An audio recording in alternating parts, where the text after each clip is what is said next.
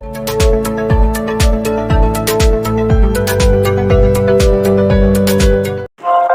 भी मेरे साथ ही बुरा होता है। मेरे दोस्त, अगर आपके मन में भी कभी ये सवाल आता है कि मेरे साथ ही बुरा क्यों होता है जबकि मैं सबका अच्छा करता हूँ, तो यहाँ पर सबसे पहले जो समझने वाली बात है ना, वो ये है कि बुरा सबके साथ होता है। बुरा वक्त ही हमें असली सबक देता है। कभी कभी ऐसा होता है कि हमने किसी के साथ बहुत अच्छा किया और हमारे साथ बुरा हो गया, पर इसका मतलब ये नहीं है कि हम अच्छाई का साथ छोड़ दें। अगर हमने किसी के साथ अच्छा किया है तो हमें उसका फल जरूर मिलेगा वक्त आने के बाद। जिंदगी को एक स्टेज प्ले मान लीजिए और उसमें आप एक किरदार निभा रहे हैं। यहाँ इस किरदार को हर चीज का सामना करना पड़ेगा और इसी से सीखते हुए वो आगे बढ़ता जाएगा। अगर आपको कभी ऐसा लगता है ना कि भगवान ने आपसे कुछ छीन लिया है, तो इस बात की असलियत ये है कि भगवान हमारे हाथ से कुछ अगर छीनता है तो वो तभी छीनता है जब हमारे उन्हीं हाथों में उसको कुछ बेहतर देना होता है। इसलिए बेफिक्र रहो दोस्त, भगवान सेल्फिश नहीं होते, समझदारी से हर चीज सौंपते हैं। जिस तरह बुराई के बिना हमें अच्छाई की कदर नहीं होती,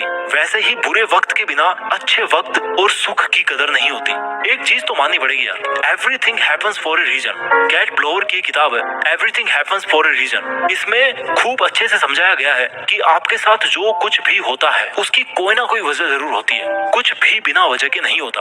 एक एग्जाम्पल से समझते हैं। रामायण में श्री राम को 14 साल का वनवास काटना पड़ा, जिसके लिए वे बिल्कुल भी तैयार नहीं थे, पर उन्होंने खुद को तैयार किया, हिम्मत की और वनवास की ओर अपने कदम बढ़ाए। श्री राम तो भगवान थे। आप देखिए, भगवान होने के बाद भी उन्हें इंसानी रूप में कितनी पीड़ा और दुख सहने पड़े, पर वे हिम्मत से सबसे लड़े थे, क्योंकि वह उनकी मंजिल नहीं थी, मात्र एक सफर था। महाभारत के समय अर्जुन ने श्री कृष्ण से पूछा कि हमारे साथ बुरा क्यों होता है। उनके ये सवाल पूछने पर श्री कृष्ण ने अर्जुन को यह समझाने की कोशिश करी, एक कहानी सुनाई। एक नगर में दो युवक रहते थे। उनमें से एक आदमी ईमानदार व्यापारी था, जिसने कभी किसी के साथ बुरा नहीं किया और ना कभी गलत काम किया था। हमेशा सच्चाई के मार्ग पर वो चलता था, हमेशा निस्वार्थ भाव से दूसरों की वो मदद करता था।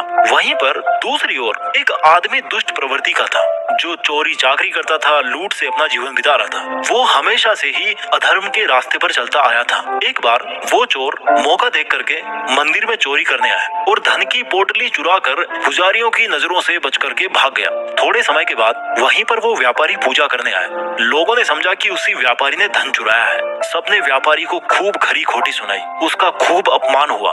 वहाँ से जब वो व्यापारी भाग रहा था तो बीच रास्ते में उसके साथ में एक दुर्घटना हो गई और छोटी सी उसको खरोंच भी आई। लेकिन एट द सेम टाइम क्या हुआ था, चोर को पैसों की भरी पोटली मिली, वो तो खुशी से पागल हो गया था। अब ये जो व्यापारी था, इसने क्या किया, घर जाकर के भगवान की जो सारी मूर्तियां थी इसके घर में, वो सब हटा दी और भगवान से नाराज होकर के अपनी लाइफ स्पेंड करने लगा। समय बीतता रहा। कुछ समय के बाद में उन दोनों की मृत्यु हो गई। जब वो दोनों यमराज के पास में पहुंचे तो व्यापारी नाराज स्वर में यमराज से बोला, मैं तो सदैव ही अच्छे काम करता था, जिसके बदले मुझे अपमान और दर्द मिला, और इस अधर्म करने वाले दुष्ट को धन से भरी पोटली मिली। आखिर क्यों? मेरे में क्या कमी थी? मैंने किसका क्या बिगाड़ा था?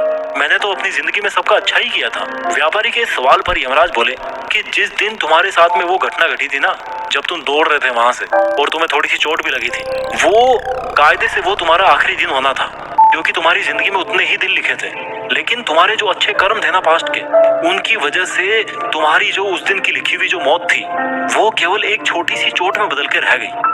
और वहीं पर जो ये दुष्ट था ना, इसको अपने जीवन में राजयोग मिलने की संभावना थी, लेकिन इसके बुरे कर्मों के चलते वो जो इतना बड़ा राजयोग था, जो ये राजा बनने वाला था, वो केवल एक छोटी सी धन की पोटली में बदल के रह गया। श्री कृष्ण कहते हैं कि भगवान हमें किस रूप में क्या दे रहे हैं, इसको समझ पाना बहुत कॉम्प्लिकेटेड है, पर इतना तय है कि यदि आप अपने कर्म अच्छे रखोगे तो भगवान आप पर कृपा बनाए रखेंगे। तो मेरे दोस्त, एक बहुत बड़ी मंजिल के लिए मुश्किल सफर तो डिजर्व होता है। एक बात अपने एक्सपीरियंस से बताऊं तो ऐसा है ना कि देखिए, हर कोई हमारी जिंदगी में मुश्किलों का सामना करता है। मैं भी करता हूँ, आप भी करते हो, और हम सब यही सीखते हैं कि मुश्किलों और बुरे वक्त इनसे जो गुजर जाता है वो और भी ज्यादा पावरफुल बन जाता है और समझदारी से काम को करने के योग्य बन जाता है।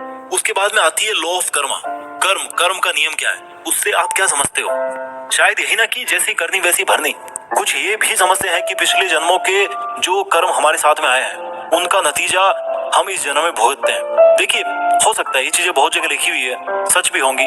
मेरा जो पर्सनल ओपिनियन है, मैं किसी पर थोप नहीं रहा, मेरा जो पर्सनल ओपिनियन है वो ये है कि हमारे लिए सबसे इम्पोर्टेंट, अगर हमने जन्म लिया है तो हमारे लिए सबसे इम्पोर्टेंट है ये वाली लाइफ जो अभी हम जी रहे हैं। अच्छा हो या बुरा हो, वो हमें इसी जन्म में देखना पड़ेगा। सिंपल भाषा में अगर मैं बताऊं तो किसी ना किसी रूप में आपके इनपुट जो होंगे, आप जो काम कर रहे हो उसी का आपको आउटपुट मिलेगा, उसी तरह के आपको आउटपुट मिलेंगे और वैसा ही रिजल्ट आपको देखने को मिलेगा। तो ये सोच करके निराश ना होना कि आपके साथ हमेशा बुरा ही क्यों होता है। मेरा जो कंसेप्ट है वो ये है, अगर आज आपके साथ में बुरा हो गया तो कल आपके साथ में अच्छा जरूर होगा।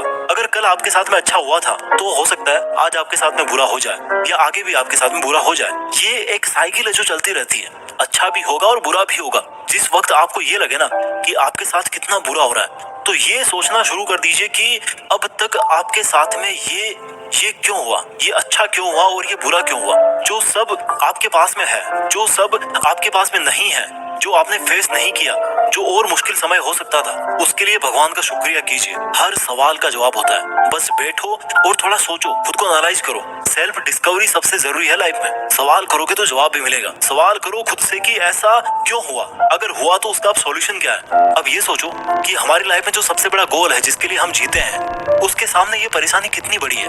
ये सब मैं सही कर रहा हूँ। जब आपकी लाइफ में आपके लिए आपका गोल सबसे इंपॉर्टेंट होगा ना, तो ये जितनी भी प्रॉब्लम्स है ना वो बहुत छोटी लगने लग जाएगी। एक बात यार हमेशा याद रखना, कभी भी कोई भी तकलीफ हो, कोई भी मुश्किल हो, कोई भी परेशानी हो, खुद से बस केवल इतना बोलना कि यहीं तक सीमित नहीं रहना है। रात है तो दिन भी है, अंधेरा है तो उजाला भी आएगा। आई होप आपको वीडियो अच्छा लगा होगा। अपना ख्याल रखिए और आगे बढ़ते रहिए।